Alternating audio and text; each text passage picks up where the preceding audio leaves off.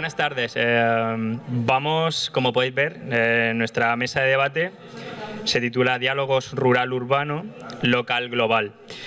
Como sé que vamos mal de tiempo, lo que voy a intentar es saltarme un poco la introducción y voy a dar paso directamente a la presentación de mis compañeros, porque lo que nos interesa sobre todo, lo hemos estado hablando a lo largo de la mañana y un poquito de la tarde, es centrarnos en la parte final, abrir un poco el debate y adentrarnos en temas que esta mañana consideramos que se han quedado un poco descolgados.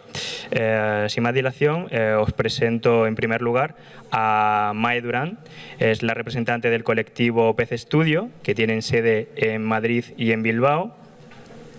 En segundo lugar, tenemos a Iñaki López, de la Asociación Rural Contemporánea, con sede en Galicia, Ciudad Real y Córdoba. Y en tercer lugar, tenemos a Óscar Górriz, de Galicia Imaginaria, que es una red de cultura libre y cultura digital de, evidentemente, Galicia. Paso el turno de palabra a mi compañera Mae y después intentamos centrarnos un poquito en el debate. Ya está, ¿no? Hola, buenas tardes. Muchas gracias por la invitación. Yo vengo en representación de Pez Estudio, que somos un estudio de arquitectura que estamos entre Madrid y Bilbao. Y hoy vengo a contar uno de los proyectos, una de las líneas de investigación que tenemos en el estudio, que se llama Agronautas y que en términos generales lo que pretende es generar una reflexión en torno a cómo reformular las relaciones entre las personas y con su entorno natural. Esta es para pasar, ¿no? A través del proyecto hemos desarrollado como diferentes formatos, sobre todo de exploración y de transmisión de conocimiento, que lo que hacen es centrarse. Este es un poco el mapa de conceptos con los que hemos ido desarrollando el proyecto y queremos generar como transformaciones socioecológicas que atiendan a cuestiones culturales, sociales, técnicas, medioambientales, centrándonos en la relación que hay entre las prácticas y la tecnología y cómo esta relación entre nuestros hábitos, nuestras prácticas en los entornos que habitamos, vinculados a la tecnología, tienen un impacto o un impacto directo en el espacio que habitamos, en las personas y miden de alguna manera el consumo de recursos y energía que tenemos. Voy a explicar brevemente las herramientas que tenemos en el proyecto para desarrollarlo. El primero es lo que nosotras llamamos prototipos experimentales transformadores, que no solo son prototipos físicos, sino son diseñamos desde el tipo de dinámicas que se realizan para poder producir infraestructuras ecológicas en el espacio público, hasta diseñamos el tipo de dinámica para poder construirlos y para hacerlos realidad, y también diseñamos en conjunto con las comunidades usuarias de estas infraestructuras cómo se gestionan estas nuevas infraestructuras dentro de un espacio urbano. He traído algunos ejemplos de diferentes experiencias con diferentes comunidades, pero en global lo que se pretende con estos prototipos o con estas infraestructuras al introducirlas en el espacio urbano es generar una mayor autosuficiencia energética, alimentaria, pero también tecnológica. Por ejemplo, pues este prototipo es un conjunto de mobiliario que se desarrolló con la red de huertos comunitarios en Bilbao y lo que permitía era simplemente de manera desenchufada cocinar y celebrar en espacios rurales o periurbanos del País Vasco, por ejemplo, ¿no? Que incluía pues sistemas de almacenamiento de energía, un prototipo de reversionado de cocinar con energía solar, unos carros para compartir entre todos los huertos todas las infraestructuras, bueno, diferente mobiliario para que os hagáis una idea del tipo de sistemas que se incluyen en estos prototipos. Normalmente los sistemas pues giran en torno a cómo gestionar de manera autosuficiente pues, recursos tan comunes a todos como el agua, la energía, la alimentación, los residuos, etc. Esto es otro prototipo como una especie de muestrario que se instaló en el Matadero en Madrid para que los usuarios pudieran directamente acceder a este tipo de sistemas ecológicos, conocerlos y ver de primera mano cómo funcionan y cuáles serían sus posibles aplicaciones. Esto, por ejemplo, es en Islandia, en colaboración con el Jardín Botánico de Reykjavik, también con una comunidad de ocio y tiempo libre, pues cómo se podía también cocinar y recuperar como sistemas de cocina nórdica también desconectada, ¿no? Por ejemplo.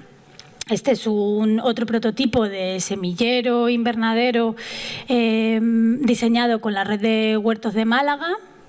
De lo que se trataba era hacer una intervención en uno de los huertos y que luego ese conocimiento, ese prototipo que se diseñaba, se pudiera expandir o se pudiera adaptar a otros de los espacios que ocupaban estas comunidades.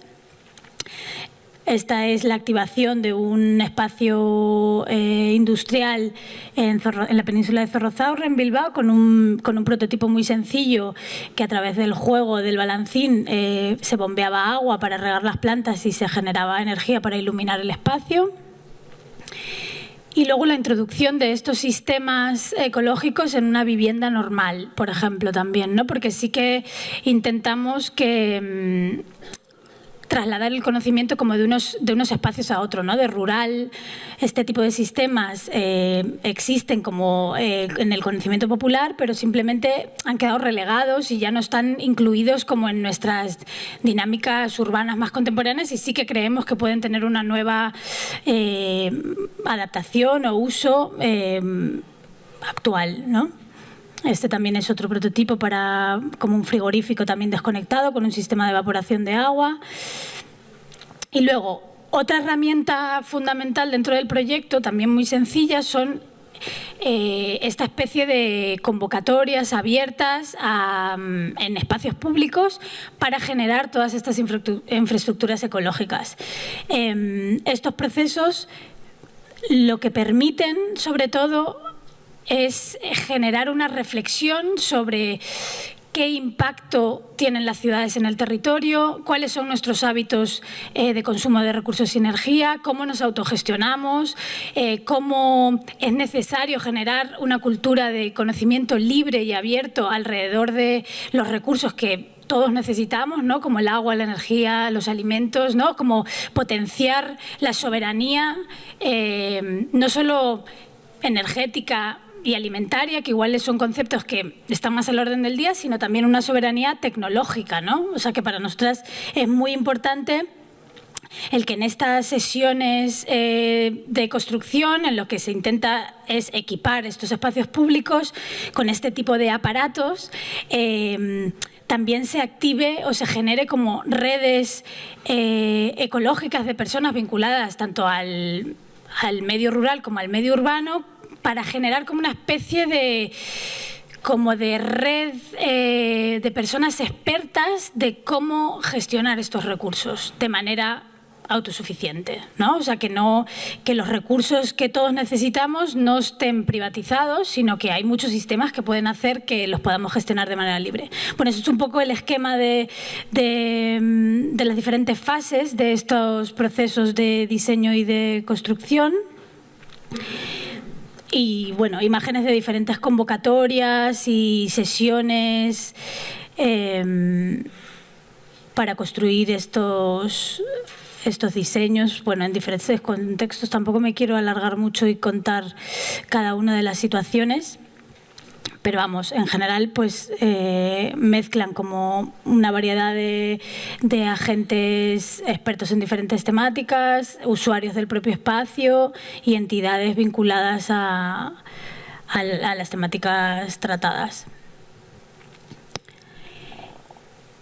Y luego, por último, queríamos enseñar un proyecto que de alguna manera engloba como toda la reflexión que hemos hecho con el proyecto Agronautas desde el principio y como que acumula todos los diseños y todo el conocimiento que hemos generado en una especie de propuesta, espacio que es un híbrido entre una plaza, un aula, una exposición, y que se instala como espacio de aprendizaje en el espacio público. Es un proyecto que hicimos en colaboración con el Ayuntamiento de Getafe, se llama Agroplaza, y la intención un poco era liberar todos los manuales de construcción de todos estos sistemas que habíamos ido diseñando con diferentes personas expertas en cada tema en todo este tiempo. Entonces se diseñó como una especie de diseño de familia de mobiliario urbano que gestionaba cada uno de estos recursos, ¿no? Pues diferentes tipos de cultivo, de comunidades vivas, de plantas, de cómo depurar agua, cómo recogerla, cómo almacenar energía, cómo producirla, cómo gestionar residuos. Y era parte del mobiliario de una plaza pública. Y se le acompañaba de toda esta especie de explicación para que la gente pudiera adaptar estos sistemas a otros espacios que pudieran tener la misma necesidad.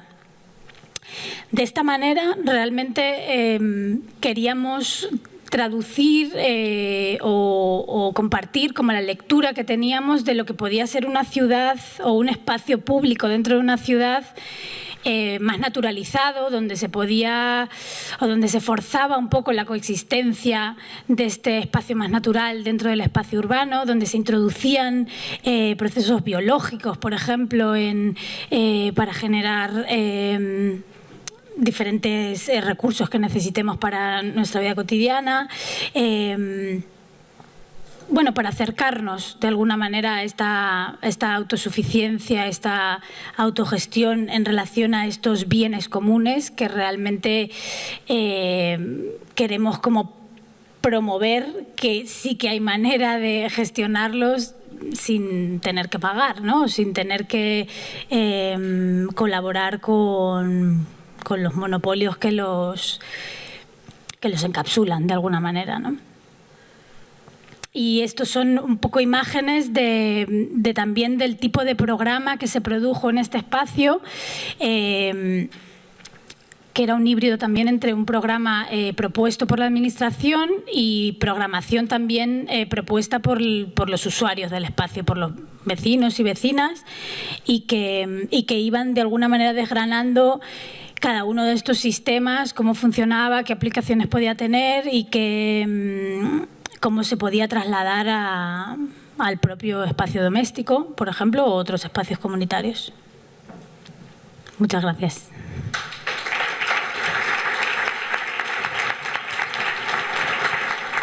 Gracias. Pues a ver esto, ¿no? Sí. Creo que me voy a tener que poner en otro sitio porque si no me va a dar una tortícolis. Gracias, Óscar. Vale. Pues bueno, soy Iñaki, vengo representando a la Asociación Rural Contemporánea, Rural C. Están por aquí más miembros como Vanessa y José Jurado, creo que anda por ahí. Bueno, os voy a contar así rápidamente la historia de Rural C. Esta es la primera imagen que quería enseñaros, que resumía básicamente lo que había en el pueblo en el que estábamos, Villanueva de los Infantes. Cuando te acercabas al panel de anuncios de cultura, veías que había esto: fútbol, toros y religión. Más o menos de acuerdo con las propuestas o tal, pero nosotros queríamos escapar del nacionalcatolicismo y proponer otras cosas. Entonces, nuestra asociación nace ligada a dos conceptos un poco. Por un lado, la tradición que se ha hablado hoy aquí, en la última ponencia de la mañana. Nosotros salimos con la idea de Vicente Aleixandre, del poeta, ¿no? De que las tradiciones son algo vivo, ¿no? Algo como el lenguaje, ¿no? Algo que está vivo. Y luego, por otro lado, la idea de permacultura, que es la idea de una cultura permanente y, bueno, es una filosofía que está más ligada a lo agrario, por decirlo de alguna manera, pero en realidad a nosotros nos interesa no solo cuidar la tierra y los animales, sino también cuidar a las personas. Y, bueno, como cultura permanente y también como algo que ya ha salido de aquí, ¿no? Como aprovechar los recursos que existen en un lugar y un poco primero observar el ecosistema cultural de un lugar y después pues aprovechar los recursos que funcionan en ese ecosistema y dónde funcionan mejor y cómo, ¿no? A través de la observación. Y bueno, empezamos nuestra historia pre-Rural C con una beca de residencia artística gestionada con una casa rural del pueblo y con una empresa de viajes que nos financiaba los viajes. Y nada, hicimos una propuesta, así, una llamada internacional para venir al pueblo a hacer un proyecto social. Y de aquella residencia salió el proyecto de José Jurado, Retrato de España, que estuvo muy bien porque realmente fue un proyecto que cumplió con todas las pautas de las bases, ¿no? Que era, por un lado, hacer algo relacionado con el arte contemporáneo, porque sí queríamos que tuviese un toque, o sea, que fuese sobre arte, y por otro lado que tuviese un contenido social y comunitario, ¿no? Que la gente del pueblo participase, ¿no? Que no viniese un artista a hacer algo y ya está, ¿no? Sino que tenía que involucrar al pueblo. Bueno, él les hizo pintar unos retratos de Belén Esteban que al final funcionaban como un panel. Ellos entendieron que esto era como una obra conjunta, de autoría conjunta, pero a la vez ellos aprendieron a pintar retratos y pintaron el retrato de su hijo con la camiseta de España o el Cristo de la capilla de no sé qué, por lo cual estuvo muy bien. Después desarrollamos, hicimos como en aquel momento aún no usábamos el coaching, la palabra, pero ayudábamos a asociaciones a desarrollar proyectos. Y bueno, esto fue una muestra de patios que propusimos hacer al ayuntamiento, que bueno, le pareció una locura al ayuntamiento porque eran patios privados. Bueno, nosotros lo planeamos muy bien, pusimos a colaborar a jubilados, a desempleados, gente que tenía interés, pero bueno, el ayuntamiento no lo llevó para adelante en 2009 y en el 2013, años después, el ayuntamiento hizo su propia ruta de patios, que este año es la 4ª edición y por lo cual estamos muy contentos, aunque no nos hayan citado nunca ni nada. Pero bueno, es esa idea de que en el rural muchas veces tú vas y propones una idea y bueno, muchas veces tarda en que esa idea funcione, ¿no? Y lo cual está muy bien, ¿no? Que al final otro la coja y la haga y bueno, y no se acuerde ni de ti. Después, esto es un festival de música de ruido, un festival de ruido que bueno, ayudando a esto ya es en Galicia, ayudamos a una aldea recuperada. Llevamos allí como la experimentación electrónica, no solo hacer ruido, sino también aprender a hacer ruido y hacer talleres de hacer máquinas que hacen ruidos. Y bueno, actuaciones y tal. Y desde Rural C, cuando llegamos a Galicia, enseguida conectamos con otros agentes y otras asociaciones y nos juntamos en un proyecto que se llama Montenoso, que es un proyecto que va sobre las comunidades de montes vecinales en mano común.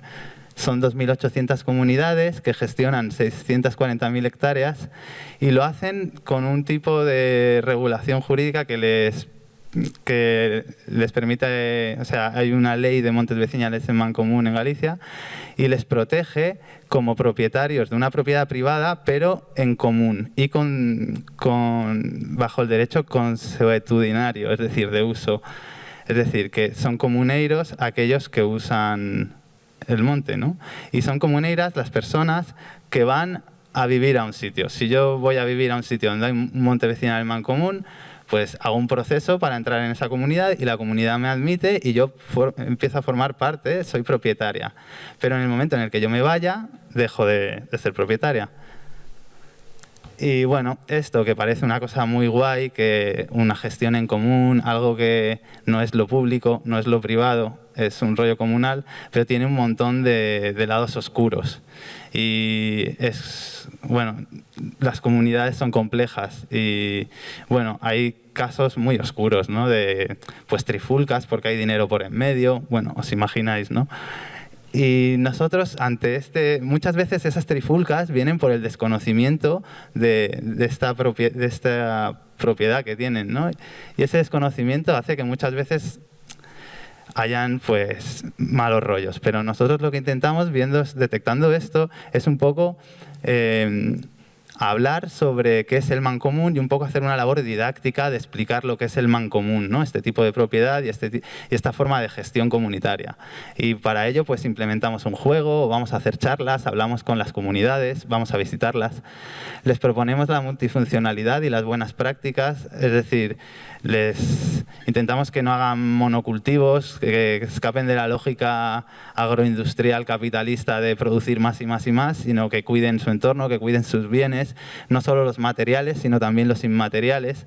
Por ejemplo, esta es otra idea que quedó en el aire, ¿no? Que nos reuníamos con comunidades, les decíamos, joder, tenéis que cartografiar vuestro patrimonio inmaterial, las leyendas, las formas de hablar, los saberes, todas aquellas cosas que se van a perder porque solo las saben. Y bueno, nosotros les ofrecíamos hacérselo, pero ellos lo hicieron a su bola. Un año después hicieron esto sin citarnos tampoco, claro, pero genial, ¿no? Porque ya lo han hecho y son un ejemplo que nosotros podemos enseñar. Y desde Montenoso también hacemos otro tipo de eventos más institucionales o acciones, como puede ser un encuentro hacker de maquinaria agrícola o el programa de estudios de comunes, feminismos y ruralidades, que está ahora mismo en marcha, o encuentros que hemos hecho en el Marco de Vigo, que es un museo, llevando a los comuneiros o a representantes de comunidades a hablar en un entorno institucional. Pero yo soy más partidario de hacer este tipo de acciones, aunque las otras también las valoro, que son pues ocupaciones activas o acciones más directas, ¿no? Por ejemplo, esta comunidad reivindica un monte que en la dictadura les quitó, porque Franco quitó todas estas propiedades y luego cuando acabó la dictadura muchos quisieron recuperarlas y pudieron, pero otros no. Y estos siguen reivindicándolo, entonces nosotros vamos allí con ellos, ocupamos un monte y plantamos árboles y bueno, nos comemos unas empanadas y hacemos comunidad, que es lo que mola también. Rural C, fuera ya de Montenoso, hacemos otro tipo de eventos siempre donde vivimos a nivel local. Intentamos hacer eventos que nos ayuden a conectar con vecinos y vecinas. Y, por ejemplo, este es un evento súper minoritario en el que participamos normalmente 5 o 6 personas, 10 como mucho, que nos juntamos a jugar a frisbee y a hablar y a hacer música ahí, en este patrimonio que es brutal y que nadie va ahí nunca porque solo van los domingos a misa.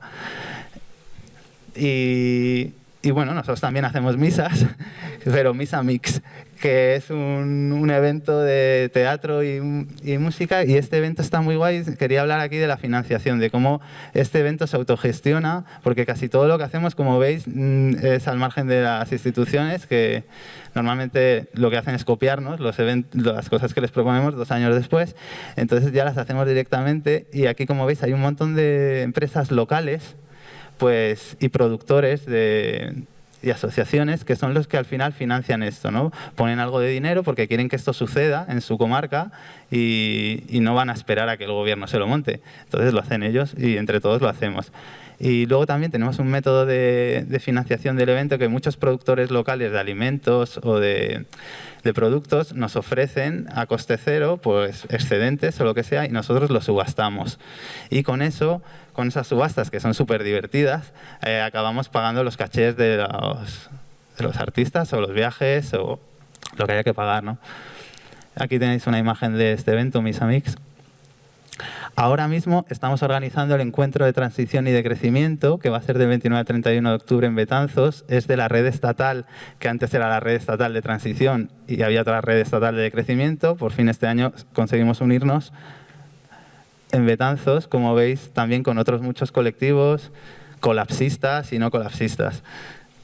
Y bueno, ahora quería irme un poco a esta visión, ¿no? Uy, ya me enrollé.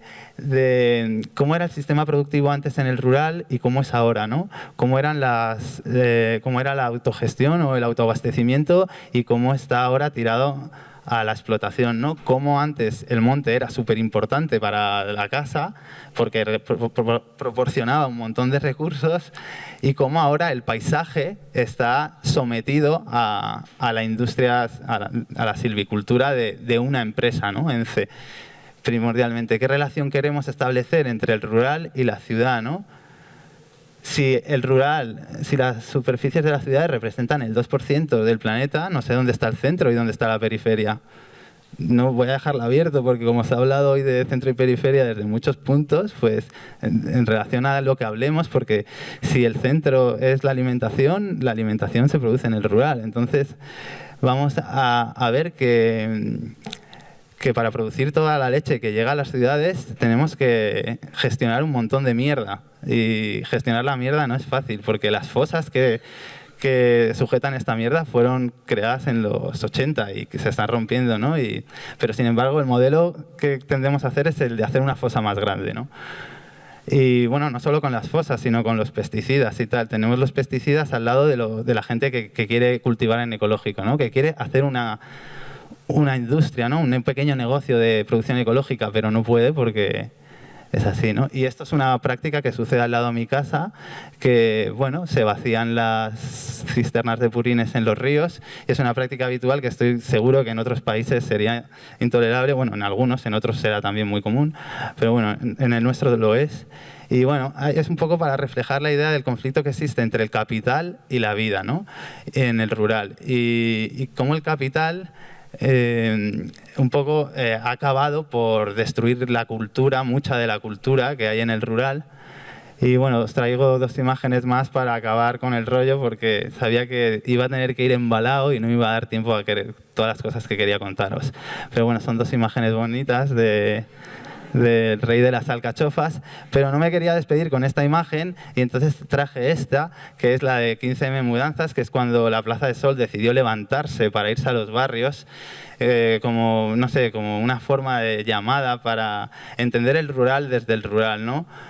Hace falta que entender el rural, pero desde el rural, no intentar entender el rural desde la ciudad, porque como decía hoy Alfredo, los tiempos en el rural son diferentes. La vida en el rural es anticapitalista por sí misma, o sea, te obliga a hacerlo. Entonces hay que entenderlo desde allí. Y nada más, perdona que me enrolla un poco.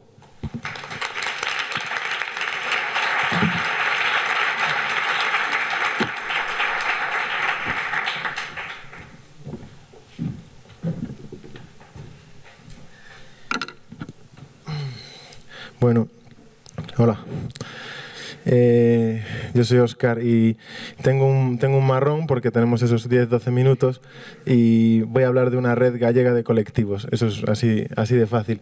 Entonces me vais a perdonar que vaya a seguir un poco el guión, porque yo hago parte de esa red de colectivos a través de algunos colectivos y de otros simplemente charlamos, nos vemos, tramamos juntos, pero me voy a poner a describirlos también. Y entonces nada, si veis que me quedo un poco pillado es que me lo estoy inventando todo, ¿vale? Entonces, bueno, Galiza Imaxinaria es hoy en día una red gallega de colectivos autónomos y relacionados entre ellos. Tiene una historia de una década, desde los inicios a través de uno de los espacios donde se generó un poco ese conjunto de pensamientos, prácticas y ideas sobre lo que es una Galicia imaginaria a través del pensamiento crítico de las artes de la tecnología, que es Algalab, que andan por ahí también representándolo, Manuel Cebral. Desde aquel momento donde artistas, pensadores y makers también se juntaban a pensar una Galicia imaginaria también, hasta día de hoy, 2016, 10 años después, 11 años después, ya me corregirás luego, man, donde estamos abriendo a una red que mantiene el pensamiento de la cultura libre y está cada vez más trabajando un poco algunos de los colectivos sobre el tema de los comunes, ¿no? Entonces es esta evolución natural muchas veces en los colectivos y en las propias redes de colectivos. Vale, cuando hablamos de cultura libre, hablamos de cultura que viene de la cultura digital y muchas veces estamos haciendo ya hoy en día una traslación de esas premisas, de esos principios, de esa forma de pensar hacia las vidas convencionales o analógicas, ¿no? Hablamos de colaboración y protocolos de uso frente a capitalización de la cultura, los recursos y el individualismo, ¿no? Hablamos de licencias libres. Hablamos de fork, de proyectos, hablamos de optimización de recursos, de ética hacker también, salida de los computadores, pero llevada a poder hackear una institución, poder hackear una posición laboral, poder hackear una comunidad, entrar en el código y modificarlo, ¿no? Hablamos de cuidados también. Cuando hablamos de comunes, estamos pensando en comunidades colectivos, poblaciones, individuos conectados autónomamente, autoconscientes, buscando empoderamiento y en red entre iguales, instituciones casi, ¿no? Colectivas y horizontales. Esto describe un poco toda una cosa que nos vamos a encontrar en la práctica en Galicia, en los movimientos sociales. Galicia Imaxinaria es una de esas redes. Cada día vamos reconociendo, mapeando un nuevo territorio y vamos descubriendo nuevas cosas que nos llevan a sorprendernos permanentemente, ¿no? Este es un poco el reflejo de este mapa mental. Habla de la colectividad de P2P, de los proyectos y los procesos, tecnologías y recursos que se manejan dentro de una red distribuida de colectivos. No hay una centralidad, Galicia Imaxinaria no es una identidad per se, aunque sí que a veces cobra identidad y se corporiza para poder desarrollar proyectos en conjunto, pero generalmente trabajamos a través de una correlación de proyectos colectivos, que ahora pasaré a describir un poco rápidamente, que interactúan entre ellos, generan una trama y a veces se organizan entre ellos y generan proyectos nuevos, y a veces se coordinan y deciden hacer un proyecto conjunto que lleva a lo mejor el sello de Galicia Imaxinaria, como habrá algunos proyectos que os enseñaré ahora. De momento voy a hablar de esta parte, ¿no? Un repaso a colectivos que estuvieron, están, quizás estén, en Galicia Imaxinaria. También hace parte de ese territorio fragmentado, lejano entre sí mismo, ¿no? Que es Galicia muchas veces.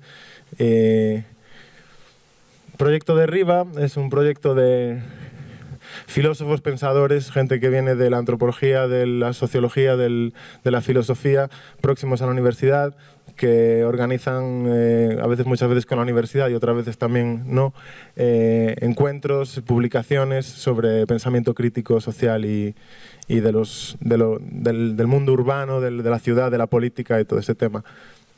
Están repartidos por toda Galicia. Como colectivo es un colectivo también distribuido entre ellos, ¿no? Hay distintas fuerzas dependiendo de los proyectos. La Casa Colorida es una residencia artística, cultural y un laboratorio ciudadano y de los comunes en un pueblo del sur de las Rías Baixas, en Nigrán, al sur de Vigo, que es una cesión de un antiguo hostal, que hoy en día es un centro social, que trabaja con la comunidad en proximidad, que recoge y recupera y pone en práctica las costumbres de la comunidad, al tiempo que se conecta en proyectos a nivel global, como el FAIRCOP, buscando sostenibilidad en economías alternativas mediante criptomonedas, o el mantenimiento de un software de colaboración en un servidor colectivo, cosas así, ¿no?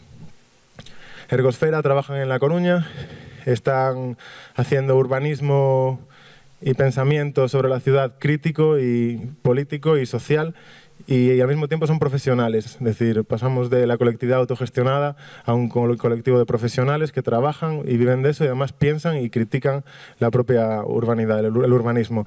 Recuperan la idea de la exterioridad, de las periferias, del feísmo en Galicia, lo reivindican, el feísmo de las construcciones autogestionadas en el mundo rural, donde un somier hace las veces de una valla, ¿no?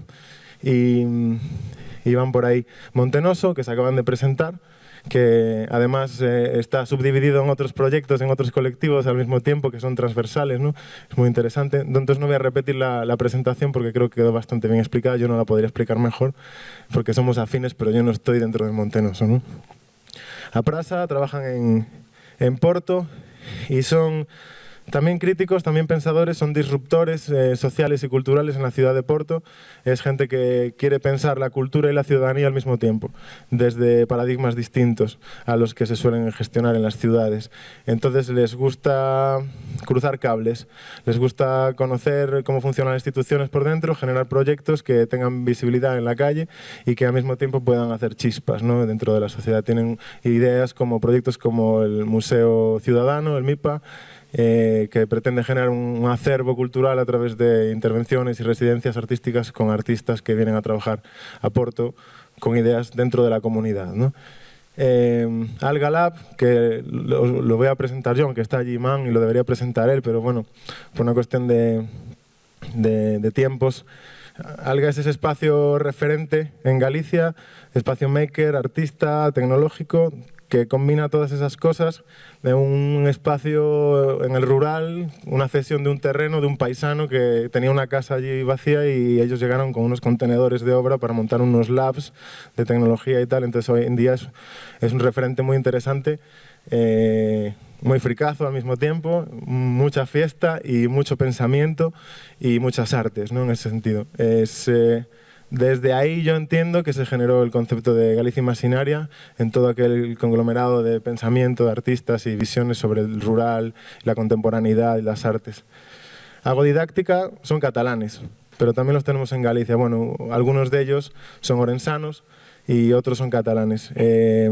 Agodidáctica trabaja desde Barcelona, por un lado la educación, la pedagogía, sobre 1000 cosas, están dando soporte a la escuela Blank Paper de fotografía por un lado, pero por otro son hackers, son makers y están desarrollando sistemas de medición de contaminación en agua, aire y de distintos residuos con hardware libre y software libre. Están haciendo residencias ahora en algunos sitios para desarrollar ese hardware. Y al mismo tiempo también son periodistas, algunos de ellos fotógrafos, estuvieron cubriendo las manifestaciones, 15M, todo el problema en Barcelona. Y estamos muy en conexión porque juntos, con la Casa Colorida y otros espacios, estamos gestionando en conjunto un servidor que es el servidor de Galicia Imaginaria. Y empezamos a cruzar cosas, ¿vale?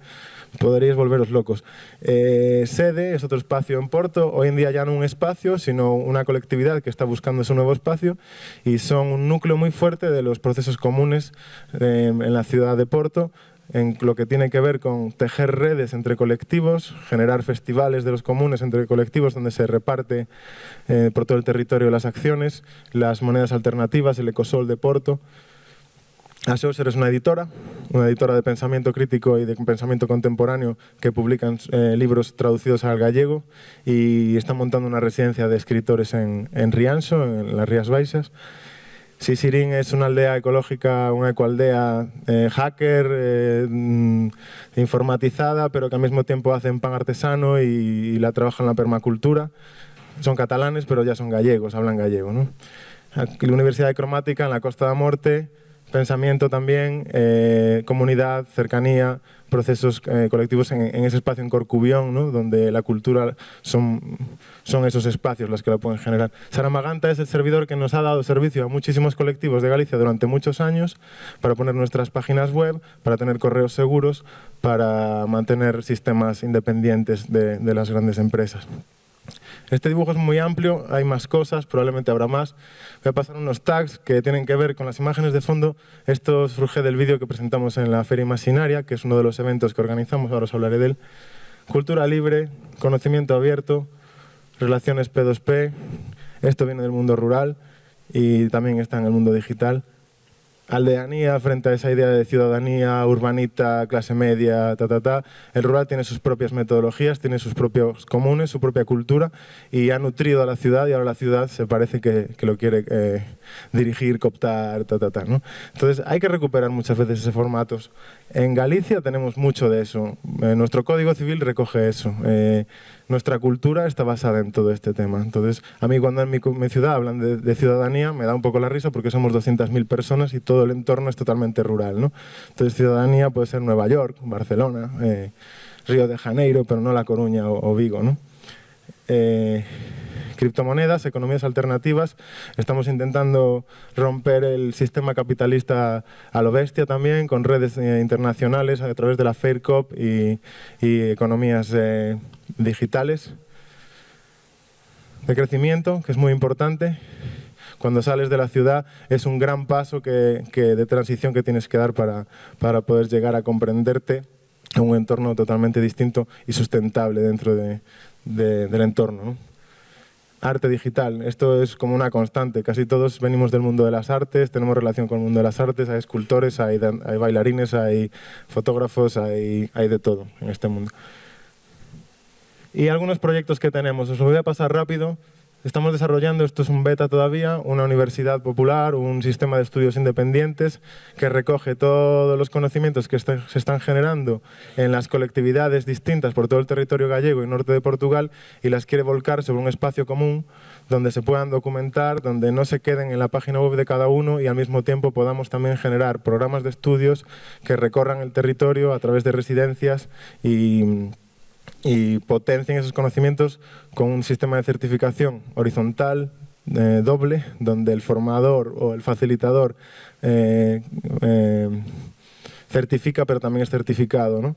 Y todo esto a través de todo el territorio. Aún está en fase beta. Tengo que ir un poco rápido porque me están apuntando con una pistola desde ahí. Y este es el gran evento, Tachán, que solemos organizar cada año desde hace 6, 7 años, por ahí, man asiente.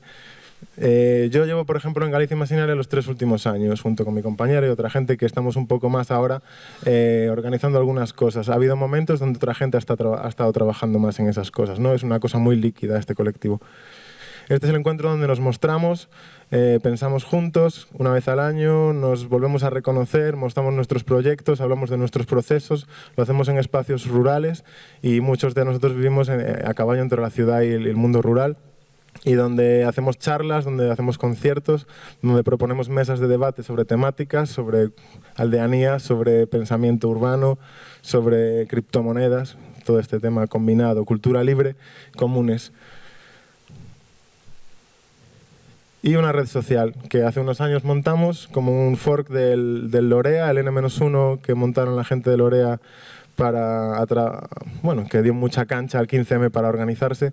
Necesitaban redistribuir todo el potencial de esa herramienta por el territorio. Nosotros dimos una respuesta, hicimos un fork del N-1 para el territorio gallego. Está funcionando, pero nos vemos también en un momento de necesitar dar un paso adelante con las tecnologías más modernas. Y esto hoy en día da algún servicio, pero debe ser repensado. Pero es una de las herramientas colectivas que se generan dentro del paraguas de Galicia Imaginaria. Esto requirió el esfuerzo de varias personas de distintos colectivos para echarlo adelante. Lo mismo que pasa con la feria o lo mismo que pasará con el sistema de Universidad Imaginaria. Y para rematar, nada más que mostrar gente, caras, fotos, proyectos, porque al final una red tan grande va a ser muy diversa, pero desde luego que creo que salís por ahí también vosotros. Son las personas las que hacen estas cosas, ¿no? Aquí podéis ver entornos distintos, espacios universitarios, gaiteiros, espacios privados donde hay reuniones y se habla de muchas cosas. El campo, visitas a reconocer las plantas que nos valen, proyectos específicos, publicaciones de libros, muchas cosas, ¿no? Por el norte y con mucho amor. Y ya terminé, no sé si me ha pasado muchísimo. Era difícil, ¿eh?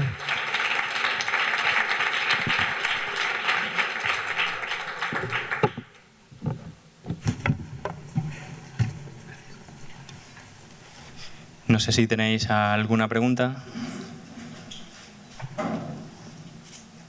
¿No? Vale, pues yo sí que tengo algo que me interesaba desde el principio, que lo llevamos comentando toda la mañana mis compañeros y yo, y era algo tan importante como, o a veces polémico, como es la financiación. O sea, cómo se llevan a cabo este tipo de iniciativas culturales, su amplia apertura de palabra, de significado que tiene esta palabra, cómo evolucionan esos proyectos en el tiempo, o sea, cuánta permanencia tienen, cómo van evolucionando, cómo van mutando, dependiendo de la incorporación de nuevos agentes a cada uno de esos proyectos y, sobre todo, el público al que está destinado. Es decir, no es lo mismo quizá en Galicia a quizá en Bilbao. Yo, por ejemplo, gestiono otros proyectos en Torremolinos, que es sector turístico puro y duro, o otro proyecto que es una pequeña aldea en Genelguacil. Evidentemente, esos proyectos son completamente antagónicos. Entonces, sí que me gustaría lanzar un poco la pregunta para intentar encontrar nexos de unión en ese sentido.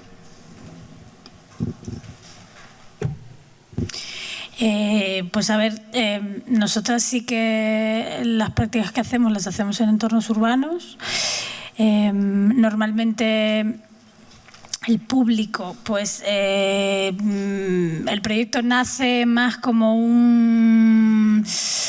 como un entorno de exploración que como una práctica profesional. Es verdad que ha ido mutando y se ha ido convirtiendo en otra cosa, pero realmente el objetivo primero era como reforzar o apoyar a comunidades que tenían ciertas prácticas que nos apetecía poner nuestros conocimientos y nuestro esfuerzo a disposición de ellos. Entonces lo que hacíamos normalmente era contactar o conocer estas comunidades que intervenían en un espacio público concreto e intentar analizar como las necesidades que tenían y qué procesos podíamos diseñar para ayudarles y para equipar estos espacios, y luego buscar financiación, normalmente financiación pública.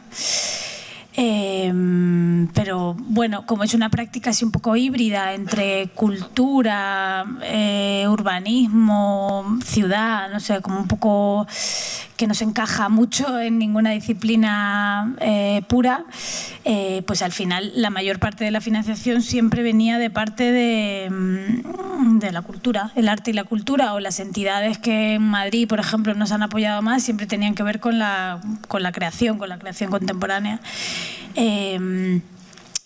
Pero bueno, luego el programa va creciendo en nuestro caso y sí que ya empieza a haber demandas que no son proyectos que nosotros pensamos y deseamos, sino que llegan como encargos, ¿no? Pero siempre, casi siempre son entidades públicas. O sea, sí que el dinero en general que financia los procesos del proyecto Agronautas es dinero público.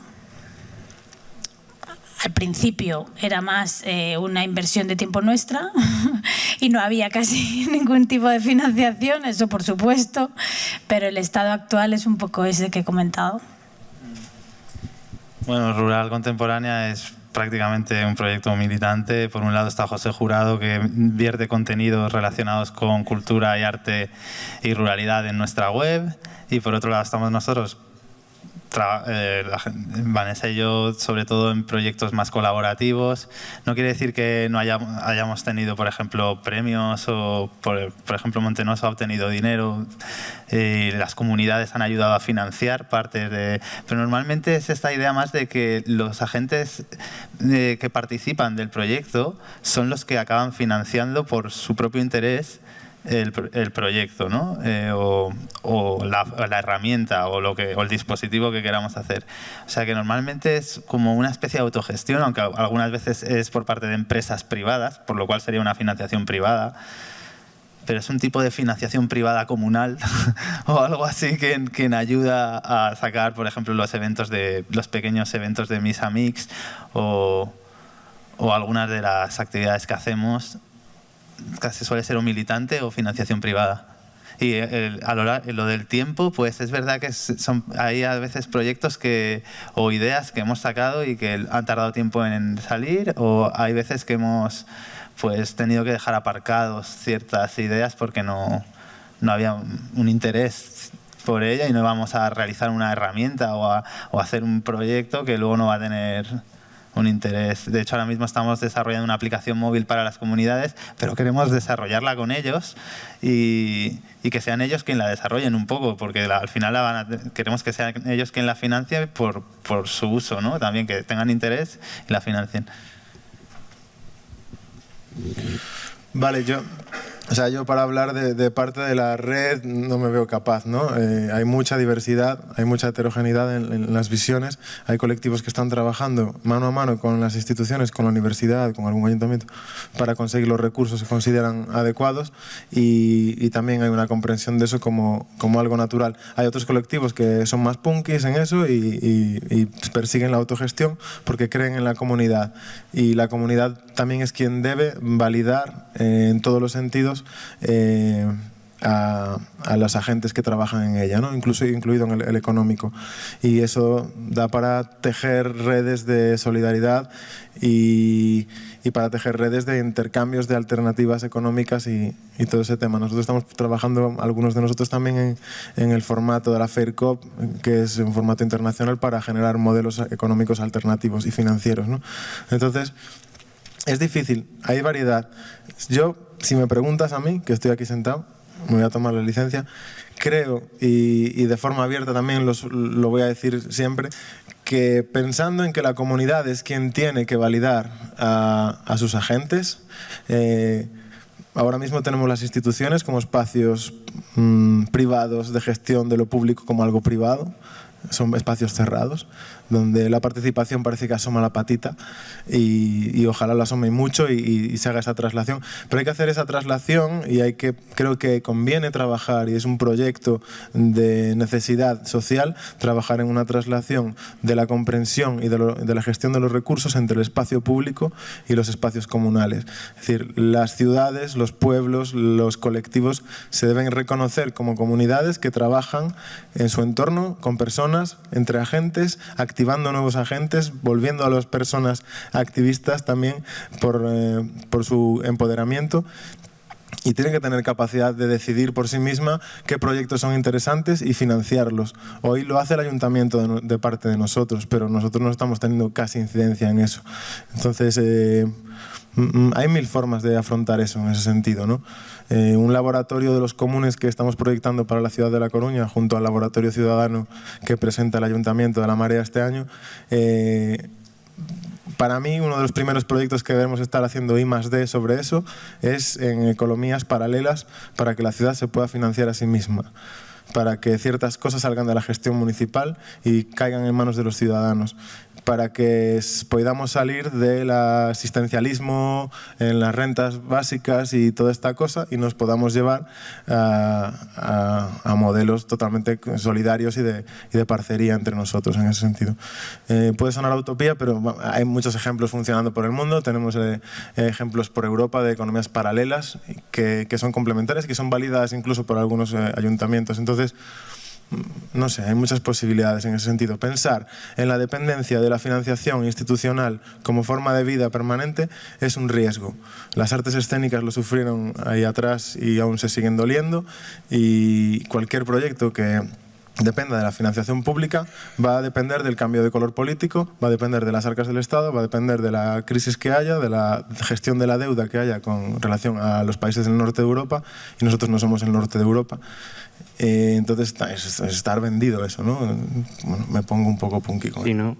Efectivamente es un problema, sobre todo cuando es un proyecto a largo tiempo, cuando hay un cambio político. Normalmente, si cambia el color, lo que suele hacer es eliminar el proyecto que se haya gestado por la anterior corporación.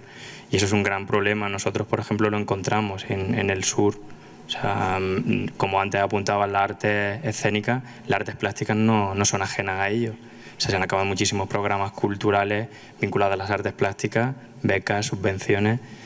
Sin ir más lejos, Iniciarte, por ejemplo, como representación del arte andaluz, era una de las grandes ayudas, una de las grandes apuestas de la Junta de Andalucía.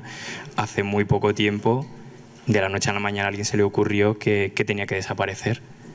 Y bueno, la colectividad, el sector artístico, hizo que en menos de 24 horas cambiasen de opinión. Es decir, nos unimos todos, y eso es lo bueno que tienen las redes sociales. Hicimos que cambiase el consejero de Cultura, o quien fuese.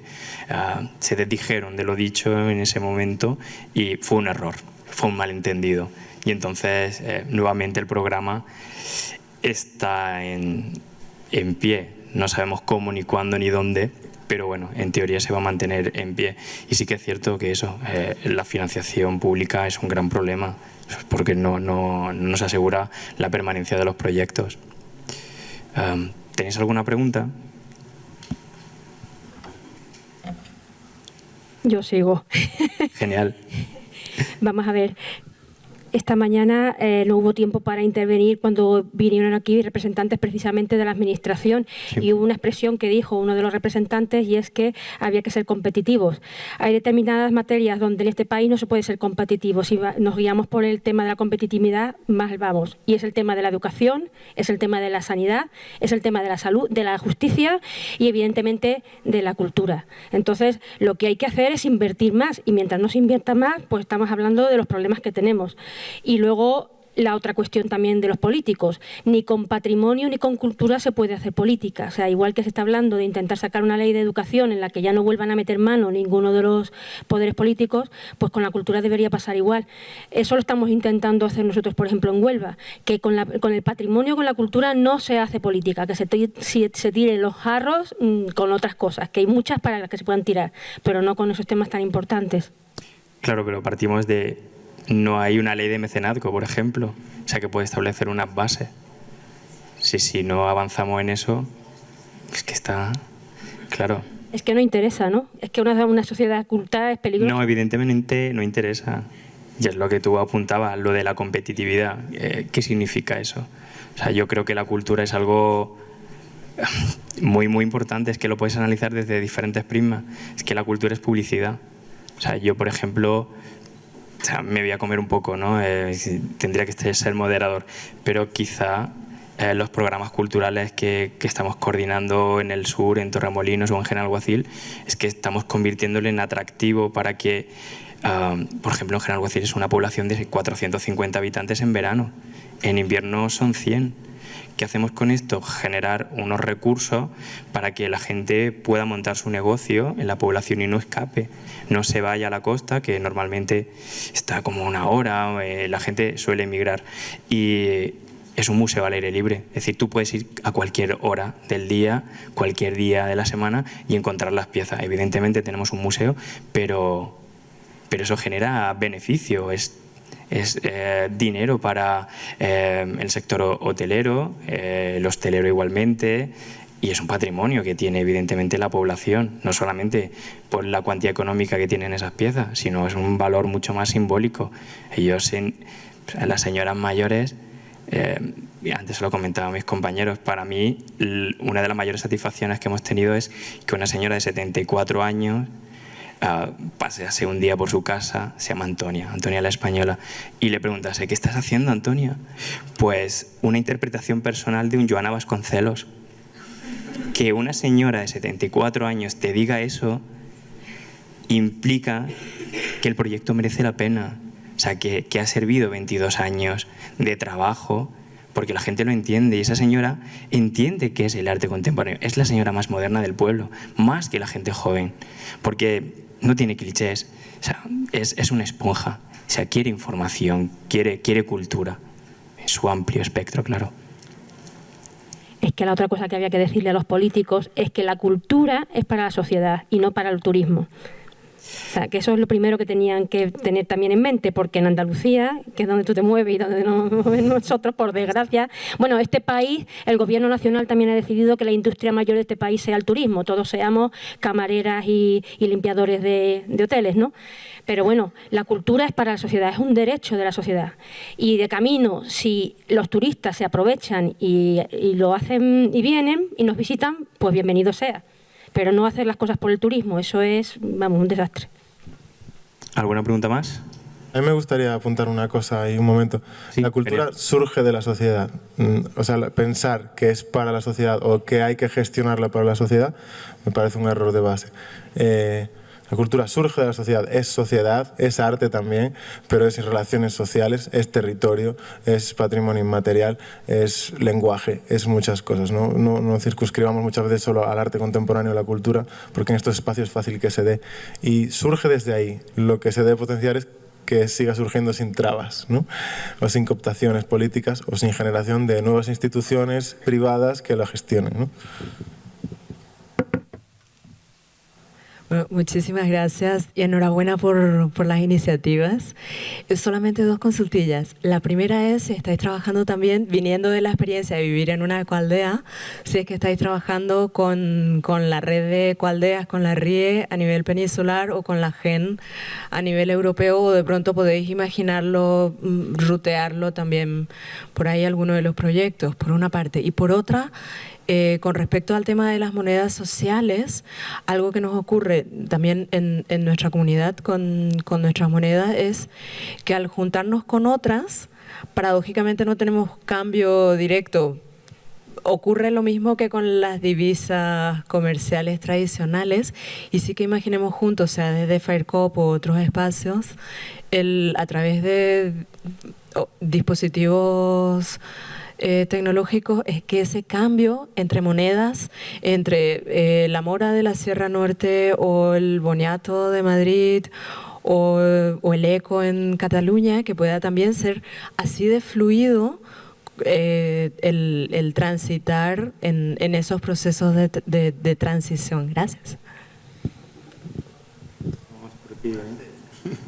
Bueno, por ir rápido con ese tema, ya que ha sido el último que has colocado, sí, realmente uno de los proyectos de la FIRCOP es conseguir que sea uno de esos valores de cambio, es decir, que sirva como traductor de monedas locales y que al mismo tiempo sea como un fondo de valor para que se puedan establecer equivalencias entre monedas locales, ¿no?